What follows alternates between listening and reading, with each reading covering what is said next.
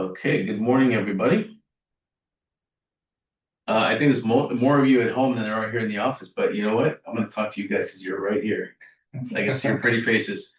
Today, we're going to talk about the listing process. So last week, we had a guest talk about the listing presentation and what you do and how to get the listing. So you get the listing signed, and then the next question is, now that I got the listing signed, what do I do? What are the next steps? Well, there's a lot to do. So you have to put the listing, start marketing the listing and a bunch of other stuff. So we're going to go through pre-listing preparation and tasks. So the certain tasks you're going to have to do before you actually get the listing just to be ready. And then there's going to be, we're not going to cover the listing presentation tips because we already did that last week. And then we're going to do post-listing agreement tasks. So after you have the listing agreement, what do you do? So the first thing is pre-listing preparation and tasks. First thing I would do is contact the sign company, get your signs printed, your for sale sign, and they don't say for sale. It just says Coldwell Banker Platinum Properties, and then your name, phone number, DRE license number. It's good to have one on hand, whether you order one, two, three, as many as you want to order. They're pretty pricey, so you might want one just to start with.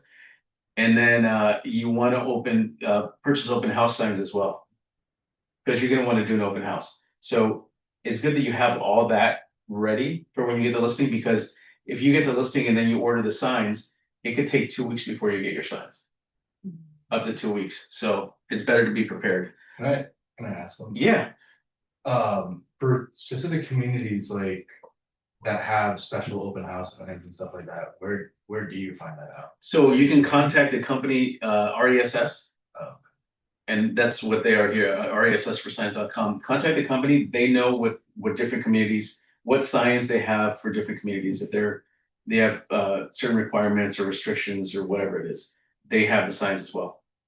So yeah, they're a very good resource for that. So you tell them where your listing is going to be, and they'll tell you, oh yeah, those are specific signs. We have those, or maybe they don't, but they'll let you know. should we always just double check them with them? Yes, yeah. But if you're Yeah. farming in a certain area, you're going to know because you're going to see the other signs. Hopefully no one else has listings and you get all the listings right. Okay, so for sale signs and open house signs. And again, the for sale signs don't say for sale. The open house signs do say open house with arrows. So you want to get at least 20 open house signs, because you need to direct people from the main street into the, turn right, turn left, turn, another right, whatever it is. And you also want to direct traffic from multiple entrances into the neighborhood. So 20 signs, you're going to notice that it's not going to be enough. So, but you can start off with 20 signs. The next thing you want to do is make sure that you purchase a lockbox from Orange County Realtors.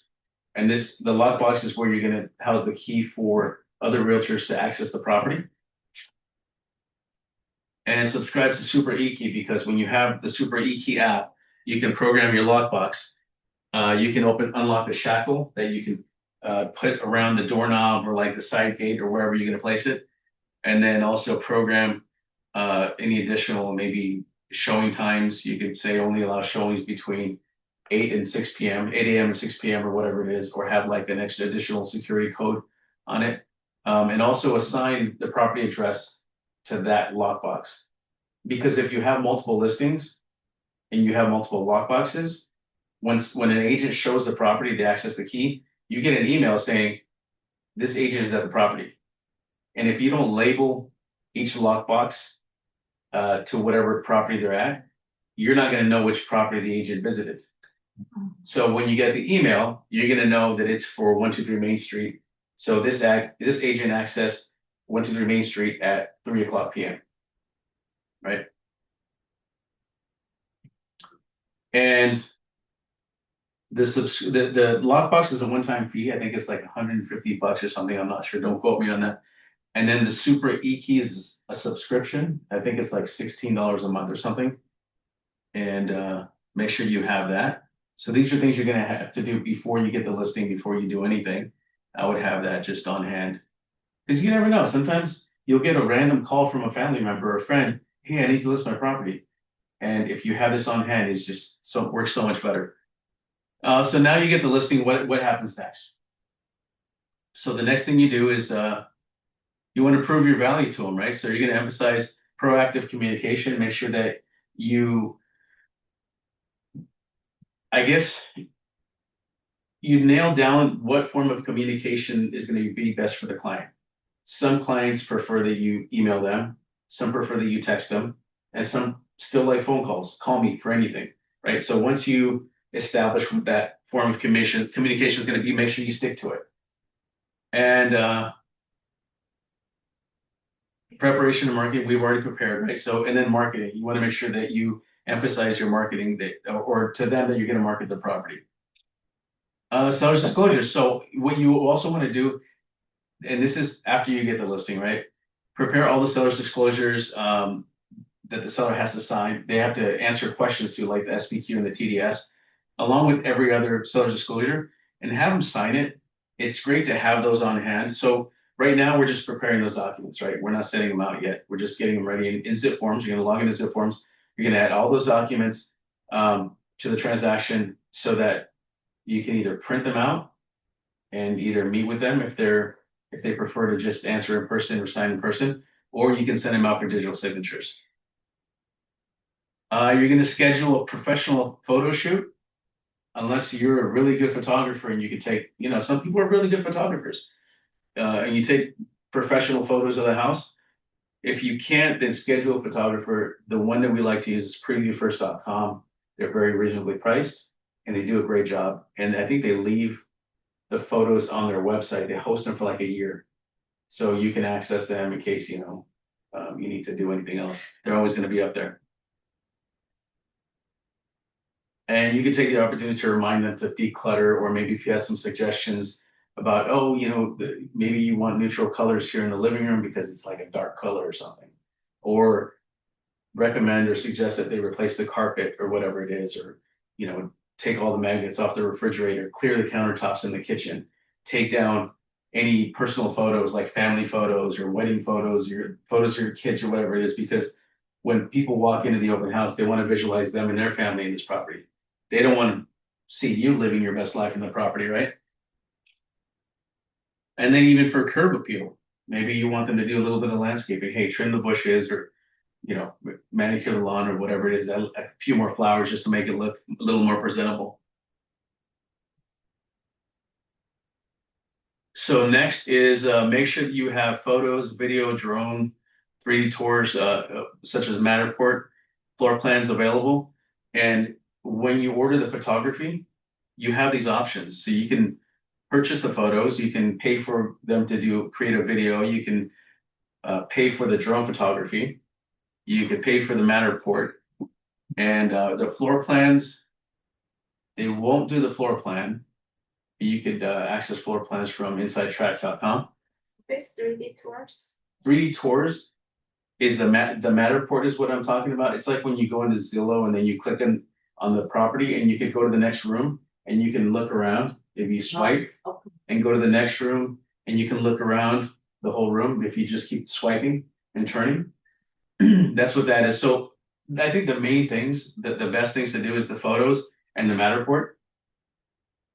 And then if you have a little extra money, then you want to do the drone photography because it shows maybe how far they are to the beach or how close they are to the beach, or maybe what's around there. Maybe there's a school or parks or whatever it is, a lake. 3D tour, Matterport, who is going to take? The photography company. Oh, so so all of these name is Matterport? It's Matterport. No, it's not. That's not the website name. That's a type of tour, 3D tour. Okay, so let's suppose that you just told us about photography company, preview that one. Preview first. Okay, then for the 3D tour, who do I need to contact? The photographer? Or when you go into on previewfirst.com, it allows you to select the different types of services they're going to provide for you. One is photography. The other one is drone photography. The other one is Matterport, the Matterport tour. And then another one is twilight photos. Those always look pretty nice, where it shows like it's almost nighttime, but it's not. And then there's lights on in the house, and it just makes it look a little nicer. And then make sure that you gather community information. So information about the tract, about the schools, about utility information, feature list, like what features does the property have? Does it have brand new travertine counters, or brand new tile floors, or wooden floors, or whatever it is? Fireplace in the living room, fireplace in master bedroom, all the features that you want to make sure to emphasize. Make sure you have a list of that. And then if you have HOA docs, if they have them on hand, maybe there's certain things in there. That's not as important. You don't need to know any of that right now. But if they had them, maybe there's something there that you can add to the MLS listing. But at this point, we don't need that. Another thing you want to do is search for a previous listing of this property in the MLS. So let's say I'm listing 123 Main Street. I'm going to go into the MLS and I'm going to look up 123 Main Street to see if it was listed before. Because I'm sure they bought it from someone, right? So it's probably in the MLS. Most likely it's going to be in the MLS. And it's good to have it on hand because when you're adding the listing into the MLS, it's good to have all that information about like just information about the property. What did the other listing agent do or input into the MLS? Search the MLS for other properties in the same area. So this helps you because maybe the listing that you pulled up from the previous agent on this subject property, they didn't enter the schools, the surrounding schools, or they didn't enter the name of the HOA or the price, the fees for the HOA. Well, other listings that just sold or on the market now in the same neighborhood, they might have all that information. They might have what are the local schools, what is the name of the HOA, or there are two HOAs, what are the names of those HOAs and their phone numbers. So there might be some information that they have on those listings that will be helpful for your listing when you're adding it to the MLS. The more information you can add to the MLS listing, the better it's going to be because you're providing more information. I mean, there's nothing wrong with more information.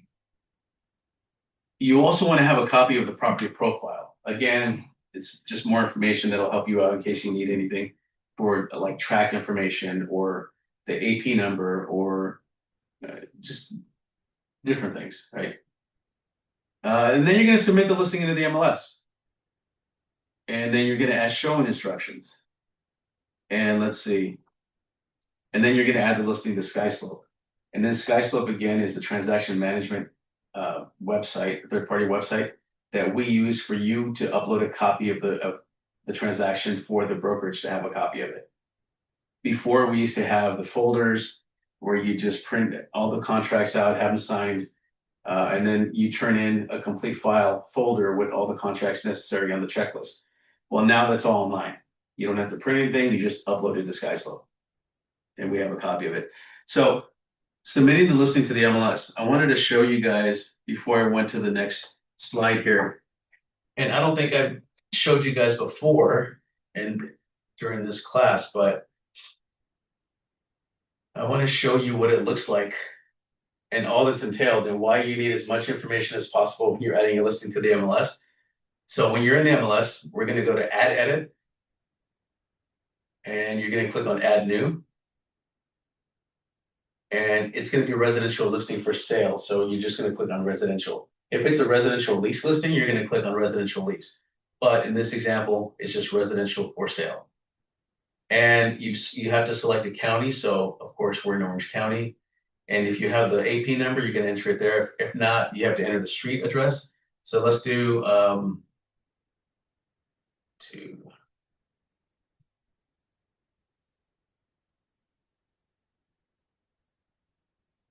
It's going to do a search and it's going to ask you, is this the property you're looking for? Yes, it is. So I'm going to click on Fill on the left.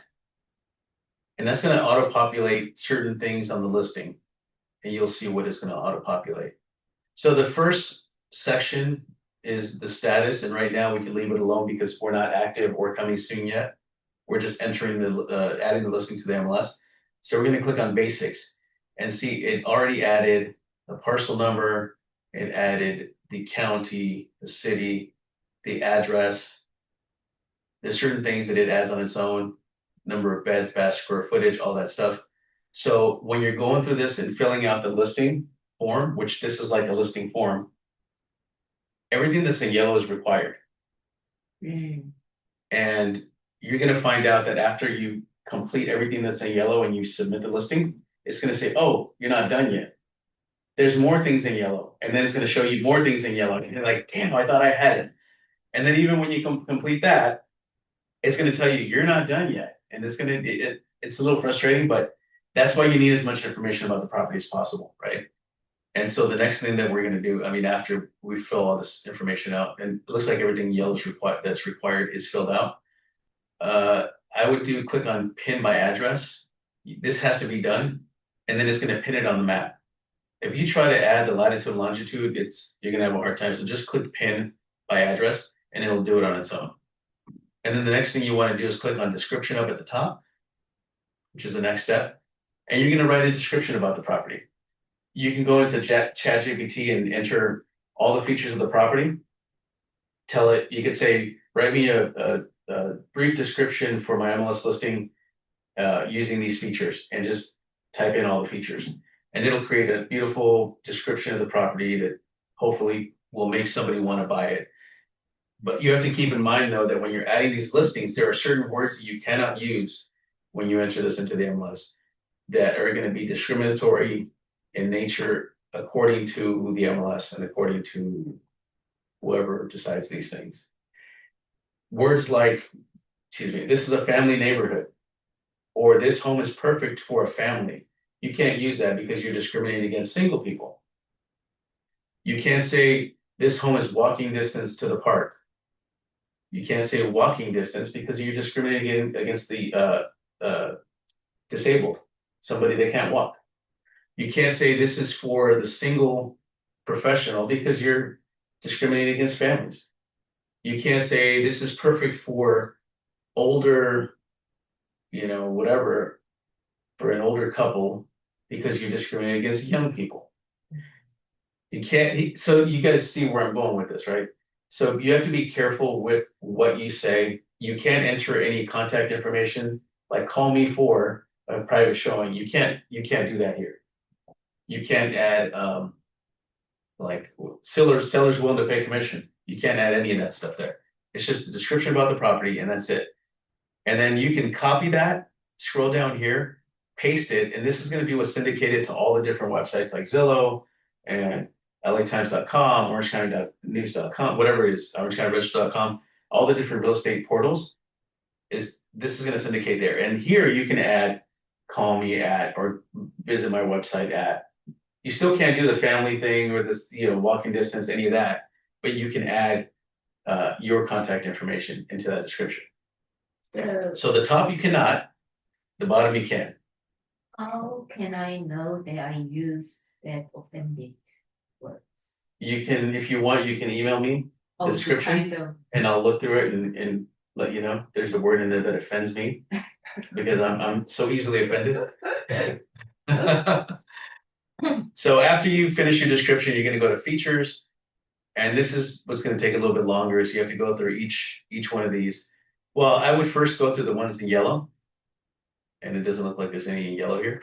So just fill out as many as you can at first. So interior features, go through, there's a dry bar, crown molding, whatever it is. And then cooling system, central air conditioning, appliances, there's a dishwasher, there's an oven, there's all these 6-burner stove, all these things, right? So you're going to go through and check mark everything that applies to the listing. And then once you've gone through all of this, all the way to the bottom, then you're going to go to the next section, which is land and terms. And then you're going to fill out everything that's in yellow that's required.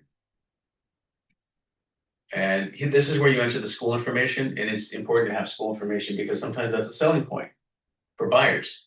So the high school district is Irvine Unified School District, and then what's the name of the high school? You would select the high school.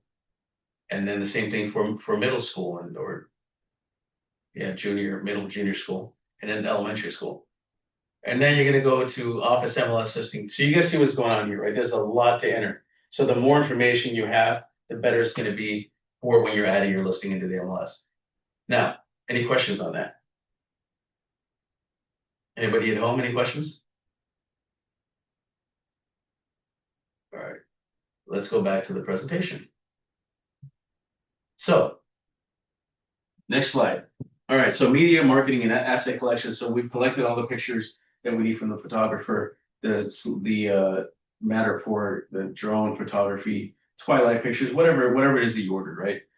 And now you got to start marketing the property. So what are you gonna do to do that? You're gonna design a property flyer, and this property flyer is gonna be at the home for when you have an open house for buyers to take home with them, so they can remember how beautiful the house looked or how beautiful the photographer made the house look.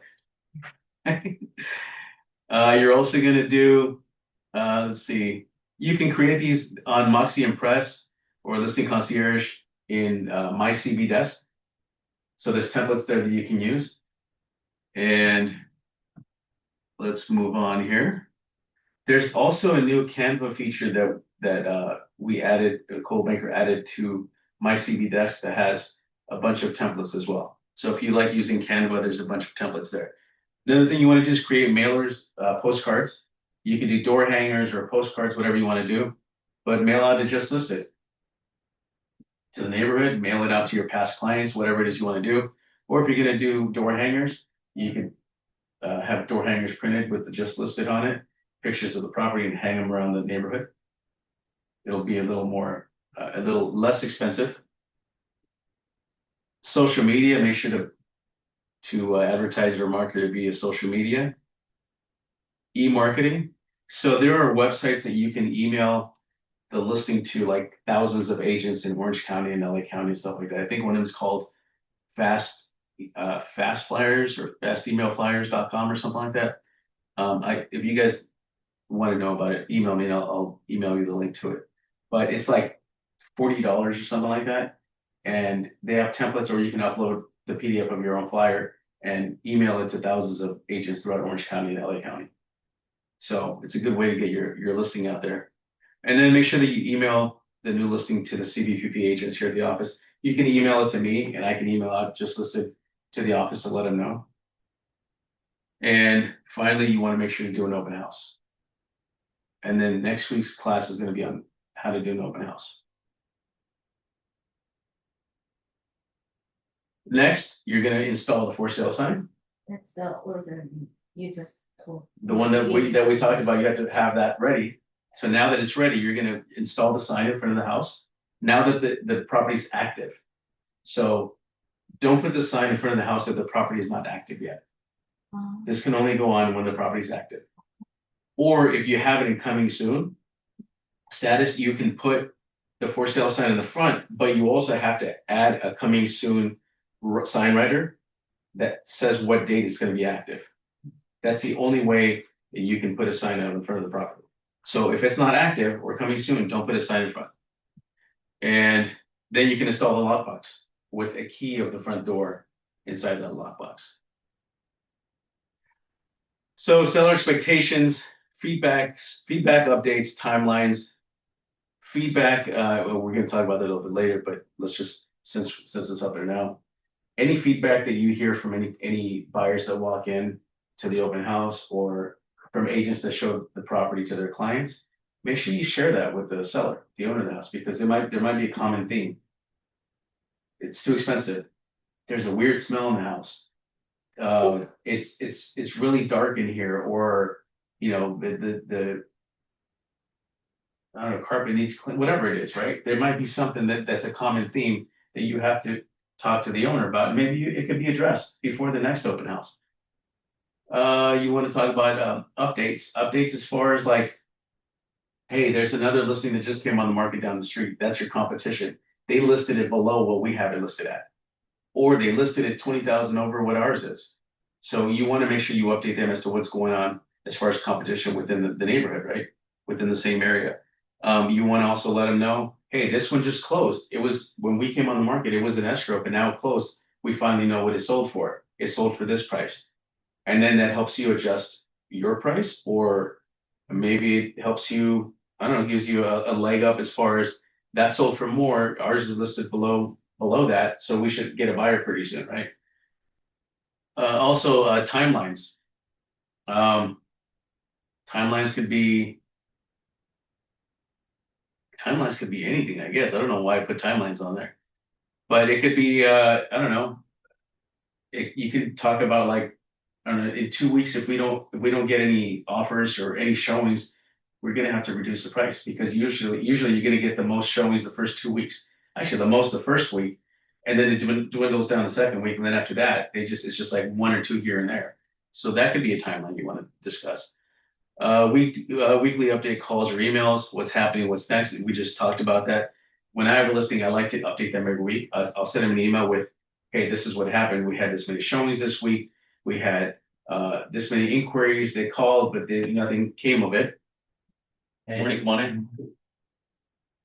And you can let them know, you know, we had this many offers or whatever it is. And then again, an update. There was one that closed, just to summarize everything. One that closed, one that came on the market for this much, whatever it is. But you're going to email them and it's in writing so that they know you're on top of everything. Because the worst thing I think for a seller is when they don't hear anything from their agent. They're like, I listed with them and I haven't heard anything. What's going on? Are they even working? What are they doing? What are they doing for me? When you email them, they know you're working because you're letting them know what's going on. Right? Here's the feedback. Here's the showings. This is how many offers we had. This is what's going on in the neighborhood. One just came on the market, right? They know you're working. But if they don't hear from you, they're going to wonder, what are they doing? They're not working. They're not trying to sell my house. Let's see. We talked about price adjustment conversations after a couple of weeks. Moderate activity, days on market, showing count, feedback themes. We talked about all this. Online traffic, Zillow. So there's a tool in my CB desk. It's called, God, what is it called? It escaped me, but it's a tool within CB desk, my CB desk, that shows you how many times the property's been viewed online on Zillow, how many clicks it's had, how many times someone's inquired about it. So that's a pretty cool report to send to your client, maybe every week or every couple of weeks. Again, you want to let them know you're doing things, right? You're working for them. Market shifts, you might want to tell them, hey, when we entered the market a month ago, 2 months ago, this is what the prices were, but guess what? 3 of them just closed for $50,000 less. So it looks like the market's shifting, right? So we need to think about, reducing the price or whatever it is. Or it might have been a seller's market when they came on the market, but now it switched to a buyer's market. And we all heard Richard in one of the meetings a few weeks ago that it's become a buyer's market. There was an article in the Orange County Register that says so. So if you plan on holding an open house, you can ask a title company to provide shoe covers and a flyer stand. You don't have to have it, but it's nice to have it, especially if you're hosting an open house for like a house in Irvine or, South County that has nice clothes, anywhere pretty much, right? I don't want to limit it to just South County, but anywhere that has nice flooring. You don't want to get mud all over the carpet or the new whatever flooring they have. And then the flyer stand, it's nice to have a flyer stand. You have these nice flyers printed. You don't want to just leave them on the counter. Let's move forward here. You want to advertise the open house to the neighbors either the week before or the same morning. Go around at least 50 neighbors and let them know that you want to invite them to the open house. And you might even want to have like a special time for just the neighbors. If your open house is going to be from 1 to 4, whatever it is, you could say, we're doing a special preview for the neighbors from 12 to 1. You're welcome to come. Because the neighbors are going to be there. That's usually, you've experienced that. Mm-hmm. Add the open house date and time to the MLS. So if you are going to have an open house on your listing, you have to add that open house time and date in the MLS, because then that auto populates the Zillow and all the other websites, and it lets the consumers or the buyers know when there's an open house for that property, right? So if they're looking at listings and they don't want to work with an agent, they just want to go to open houses, they're going to drive by the open house. You also want to complete your agent visual inspection disclosure. So now that, and wait a minute, did we send out yes, send out the seller's disclosure. So you want to fill out your agent visual inspection disclosure. And this is just a visual inspection that the listing agent has to do and the buyer's agent has to do. And it's pretty much a visual inspection. We've talked about this before. It's just, what do you see? Are there any deficiencies in the property? Is there cracks in the driveway?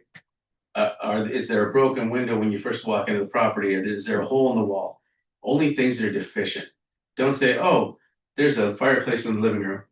Is something wrong with it? No, okay, then don't write it down. It's just, is there a crack in the bricks, missing bricks in the fireplace? Okay, then write that down.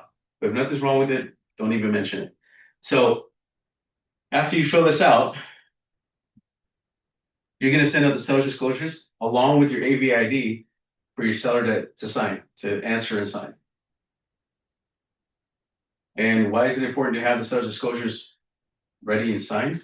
Because you could accept an offer the very next day or the very next week. And sometimes it's difficult to get the sellers to go through this and sign it. So if you accept an offer, time is of the essence, right? When you're in your transaction. So the sooner you get these to the buyer, the sooner they're going to look through them, sign them, and get them back to you. So I wonder what the joke is. no, wait, what's the joke? We want to know. It's about me.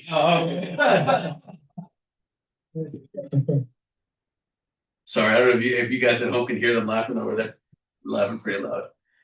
So it's important to have the seller's disclosures ready and signed so that in case you accept an offer, it's all out there. And again, if you don't have this done, you can accept an offer, go in escrow, send the seller's disclosures. So now it's like you're on the clock, right? You get them ready, and maybe you can't get them ready the first 2 days. Finally, you get some time, send them to the seller, and then the seller's at work or they went on vacation or they're doing something, they don't have time to look at it. And then they finally do, and it could be like one week later, 10 days later, and you don't get them. And then you send them over to buyers. Now it gives them more time to remove their contingencies. So the sooner you get these, the better it is. So get them signed. And there's a lot of paperwork, so you want them to do this now while it's listed, then after they go in escrow, because then they have to sit there and really think about everything. And that could take time. So now you want to host your open house. And at the open house, you can have 1, 2, or 3 different forms available. The open house visitor non-agency disclosure. This is pretty much like a sign-in sheet that buyers are going to sign saying that either they're working with an agent or you're not their agent. And you can answer their questions. And I don't know why they're doing that. I guess if you answer their questions and they don't sign it, there's an implication that maybe you're representing them. I don't know how that someone can take that from just answering questions, but I guess that's something you have to do. You can also have the buyer representation or broker compensation agreement form there in case they want you to represent them, not just on this house, but on any other houses. So maybe they like you, they talk to you, and they're like, hey, you know what? I want to work with you. I don't like this house, but I want you to help me find a house. Then you have them sign that form. Now you're representing them. And there's this last one, which is property showing and representation agreement. And this one is if they want you to represent them on the purchase of that particular property. So it's saying, the buyer saying, Mr. Agent, I like you. I want you to represent me only on this property. I don't want you to show me any other properties. And I don't want to have an agreement with you for the next 3 months for other properties. It's just for this property. So there's that one. And I think they're a little more likely to sign that one if they want to submit an offer. Any questions on any of these? Do you rather use the open house visitor non-agency disclosure? Oh, yes. Mhm. Have I used it? No. I've never seen it. Some agents don't use anything. I've never seen this one, open house visitor non-agency disclosure. You look it up in zip forms when you have a chance. Okay. But it's a way to get their information though, too, right? Right. It's what? It's a way to get their information, their email. Yeah, but if they're working with somebody, Oh, yeah, yeah. you know, usually they're gonna say, oh, I have an agent. Okay, and then write down your name or write down your agent's name. And they're just gonna make someone up if they're not working with anybody. But Would the sign-in sheet be different than this, right? yes, a sign-in sheet is not it's not a form. It's not like Yeah. this is more official. This is Mhm. more, you should be doing this. I don't think anyone's doing this. I've gone to a few open houses in my area, and none of the agents have anything like this. Mm. So, Yeah. The first one. I mean, it doesn't mean you can't let people in if they don't want to sign in or sign anything, but there's times where you want to know who's in the house, right?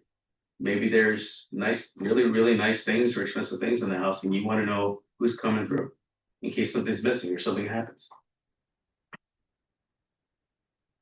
Let's move on. So now you had open houses, there was probably a bunch of showings, and you get a bunch of offers. So you get 2, 3, 4, 5 offers, whatever it is. Now you have to present all offers and discuss them with the seller, review all the terms. There's a summary of multiple offers in zip forms. You can fill this out, or you could just present each offer, in its entirety with the seller. But this is a pretty cool form because it compares everything side by side. So the first offer is for $1.5 million, and it's all cash. This is the deposit. This is let's see, the close of escrow, it's 30-day escrow, contingency periods, all that stuff, right? So this one, if I'm listing agent, I need manually fill it out, right? Yes. I review all the offers, manually fill it out and send to the seller. Or you're gonna sit down with the seller and review and go Okay. over everything. Yeah. You also want to have either have them handy on your computer or have them printed out. So in case they have any more questions, you can show them. Yeah. But this is a side-by-side comparison. So it's one's gonna pop out, one's gonna stand out above the rest, especially when they're side by side like this. There's a difference between seeing everything side by side and it pops out, and you're like, that one looks way better, than going through them one at a time. Oh, here's the entire contract, and it looks like, oh, this is how much they're offering, and this is their how many days for escrow, and this is what, whatever. And then you go to the next one. Oh, this is what they're offering. And then you say, oh, what did the first one say? How much did they want? How much commission are they asking for? Okay, let's go to the next one. Oh, now, so do you see where I'm going with this?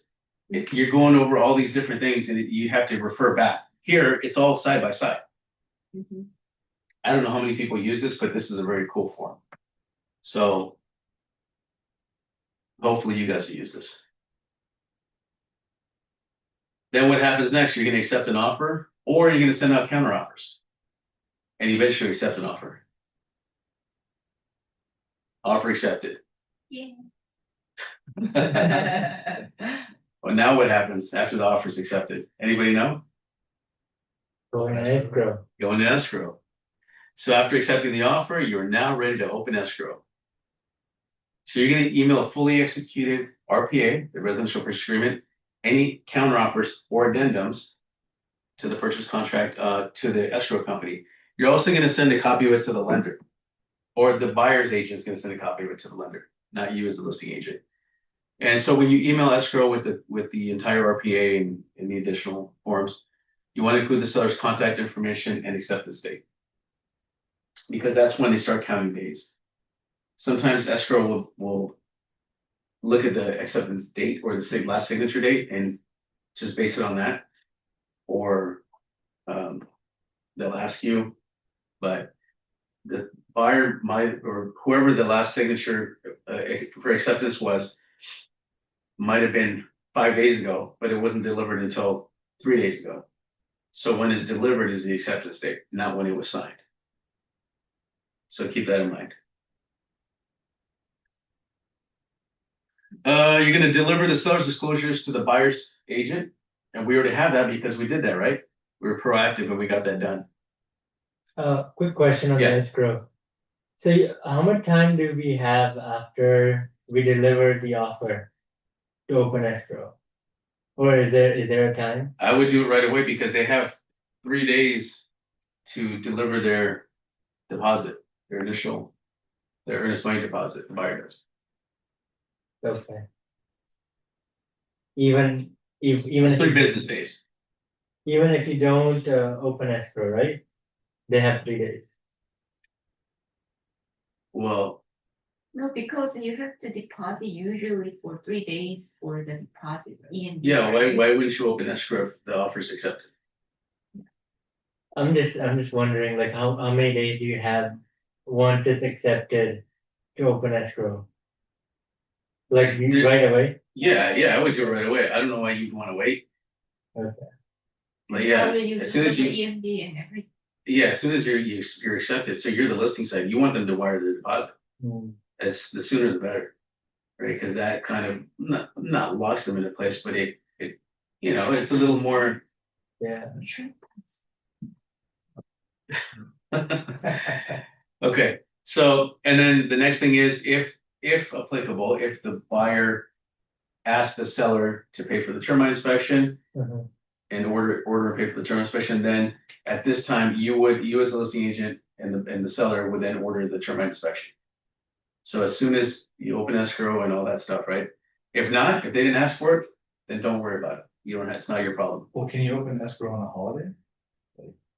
No, Okay, so, it's closed. yeah, So it would be the next business day. so you open it as soon as you can. Yeah, but then they still have 3 business days to wire their deposit. Okay. All right, so if the seller agrees to any repairs, make sure that the repairs are completed by the final walkthrough, which is 5 days prior to closing. And now we're just going into things that the seller has to do, right? And then this is the transaction timeline. You guys know I love my transaction timeline. And this is pretty much 30-day escrow based on the default language in the RPA. So all the contingency periods remain the same. Nothing's changed. Do you guys have any questions on this? Do you want me to go over it?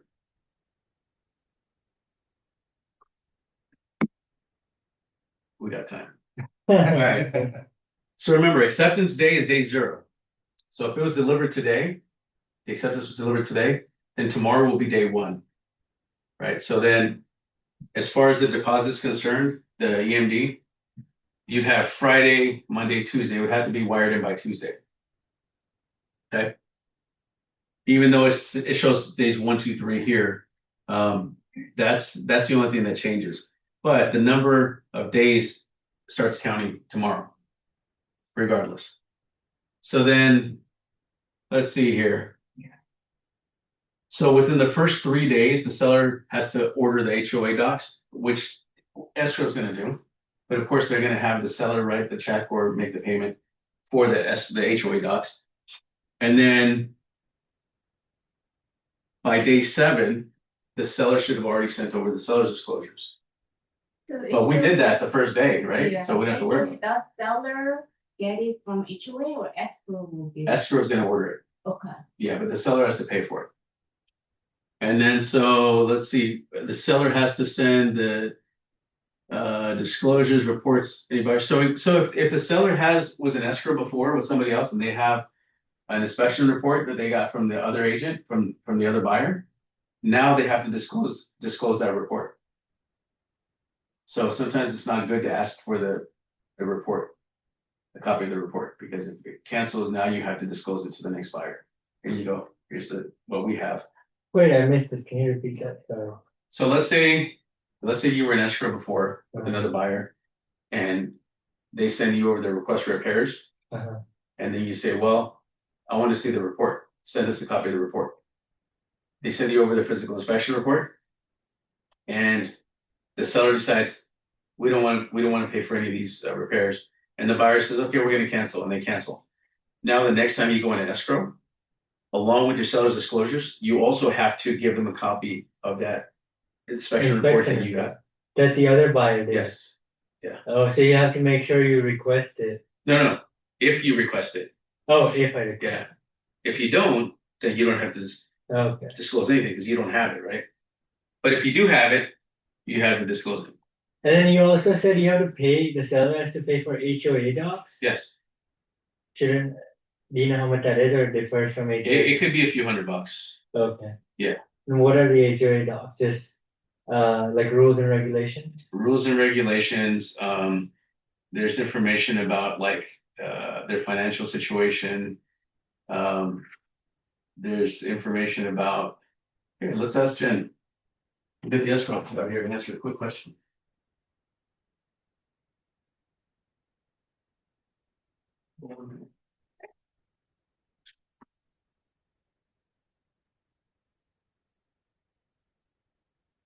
So they're asking, what is all in HOA docs? So when you order HOA docs, what's all included in HOA docs? There's gonna be a statement of account. So it's gonna go over what the current status of the account is for the seller and then what's gonna be expected of the buyer at closing. So they're monthly, they always have us take the next month's dues. if the seller paid for the HOA documents up front, so it'll disclose all of that. When the fees are due, when they're late, so it gives all the information to the buyer. Then you have the CC&Rs. You're gonna have bylaws, you're gonna have articles of incorporation, you're gonna have their current financials. You're gonna have their future financials depending on where they are with their budget. So there's bylaws, articles, CC&Rs, budget, and financials. Hmm. Yeah. Did that answer your Good to know, question? yeah. Okay. Yeah, and sometimes, depending on what's going on, it's gonna go over if there's litigation on the property. Like right now, Lake Mission Viejo has an ongoing litigation for someone that fell. So that's disclosed in there. Any special assessment, sometimes, they'll put an emergency assessment or different things, so it'll disclose all of that, give them background. Architectural guidelines, when you want to do stuff in your front yard and all of that, so it goes over that. It's a quick question on the litigation. So if there's a litigation on my house, for example, can I still sell it or do I have to wait till it finishes? You can, but it may limit who can purchase, like if somebody's gonna get an FHA loan or depending on it, that an HOA litigation, depending on what type of litigation might cause issues with the buyer's lender.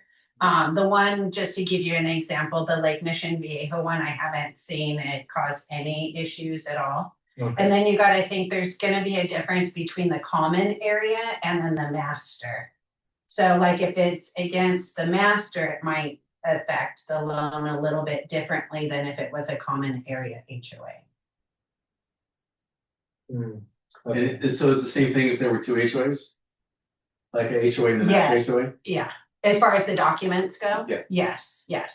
Because sometimes you're gonna have two HOAs. Right. And there is a list, and I'll get it for you so that we have it, because I don't know off the top of my head, but there is a list that falls under the regulation on what the seller is required to get to the buyer. Sometimes the sellers want to save money because the HOA docs are super expensive, and get them what they have. We never want to do that because there's so many changes and just different things that are going on. There's meeting minutes. My apologies, I missed that on the list of documents. But it's 1 year of meeting minutes that they receive as well for any ongoing issues or things that they're contemplating with the association as well. Thank you. Yeah, Thank you. no, you're welcome. Yeah. All right. No more questions? That was it. All right. Thank you. You're welcome. It's nice to have an escrow officer here, huh? Yeah. Okay. So, now that you've delivered all the service disclosures, we did all that up front, so we don't have to worry about the 7th day, right? Now that the buyer gets 5 days to review and return, sign and return everything. And within the first few days, the buyer is also going to order their physical inspection. So make sure that the seller knows about that and prepares for it, because just let them know up front, hey, they might call to schedule a physical inspection, so be ready for it and be a little flexible on it. And then we move on here. So a lot's going to happen within that, and a lot, but also a little bit as far as you're concerned, right?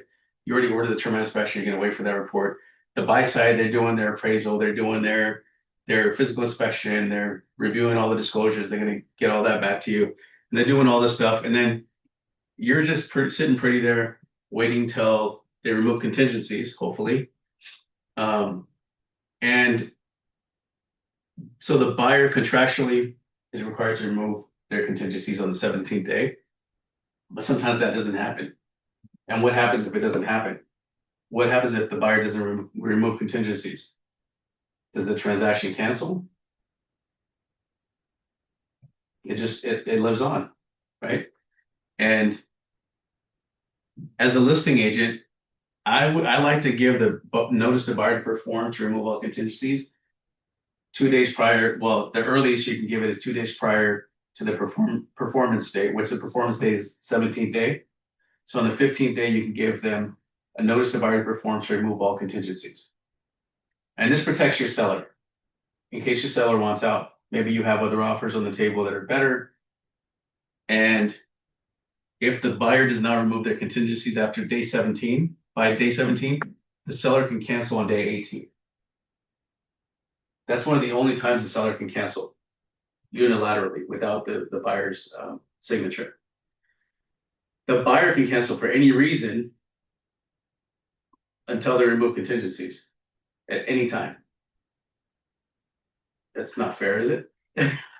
So I like to make it fair and give my seller a chance to back out if they want to, right? In case the buyer doesn't remove contingencies. But let's say you don't send out the notice of buyer to perform, and the buyer does not remove the contingencies on day 17. We're in day 21, they still haven't removed contingencies. You should send out a notice of buyer to perform at some point, but that buys them 2 more days. When you send out the notice, it gives them 2 days to perform. So I like to send it out, but be careful because some agents freak out and they think you want to cancel when you send it to them. So what I like to do is I like to email the agent, hey, or call them, hey, just to let you know, company policy, we sent out a notice of buyer to perform to remove contingencies. So don't freak out, because the first thing they do is your seller trying to cancel? Or are they trying to back out? They get all defensive. It's like, no, it's just company policy. We do this to protect our seller, and they'll understand. So what happens at the beginning if like the buyer or the seller, they're late in providing these documents after like the 3 days or the 7 days? Does it just extend escrow? No, it extends their time to review or remove contingencies. Oh, okay. Yeah. That's all. And then hopefully they within this time period, within the 17 days, the buyer's going to send over a request for repairs, right? And then the seller can either agree to it, give them a credit in lieu of repairs, or some of both, or they could just say, no, seller does not agree to do anything. So it's all negotiations. They don't have to fix anything. They don't have to agree to a credit. They can. And then, so they're negotiating, and then, they're going to agree on something, right? And then that's when the buyer removes contingencies. But sometimes the buyer will not remove contingencies until the seller agrees to whatever on the request for repairs.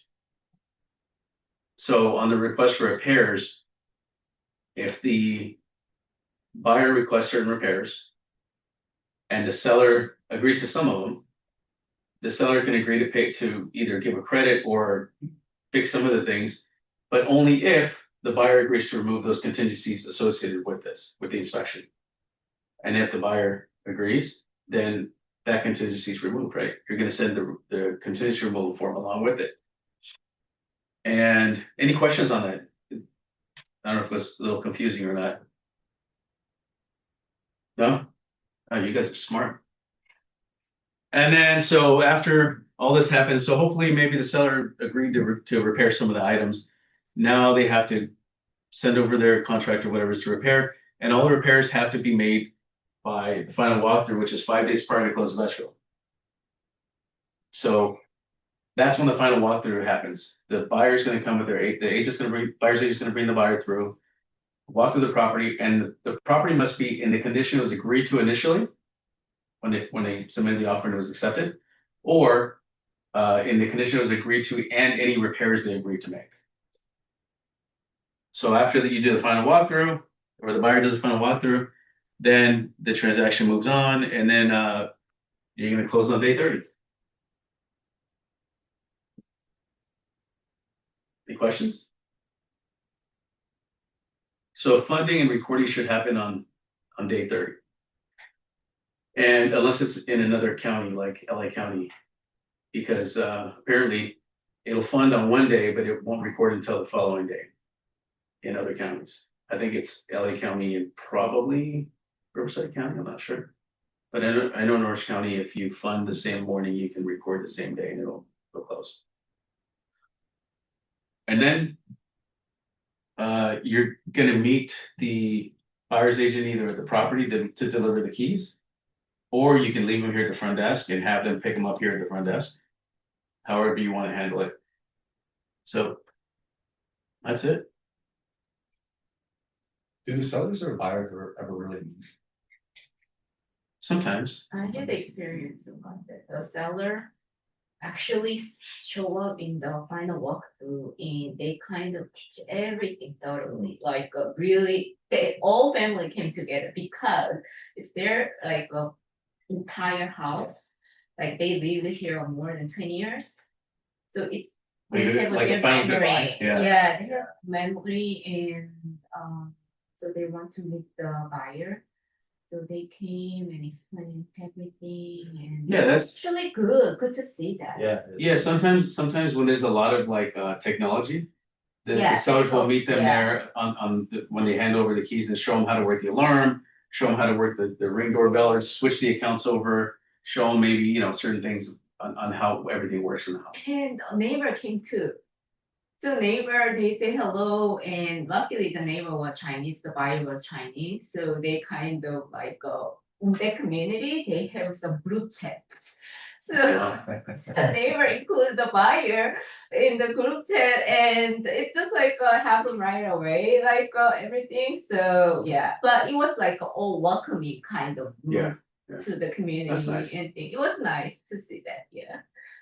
And then something you can do is you can send like a congratulations gift to your seller for, you know, closing on the property. And then maybe hopefully you're helping them find a replacement property at this point. Right? Or maybe you already got them into something. But the transaction that the client agent relationship shouldn't end there, right? Make sure you keep in touch with your client, even if you sold their house. Maybe they have a family member or a friend, or maybe they want to sell in the future. Keep in touch with them. And I'm going to end it there. Any questions, anybody at home? Well, there's nobody left. Just only the important people are left. Okay, we'll see you guys next week. Thank you.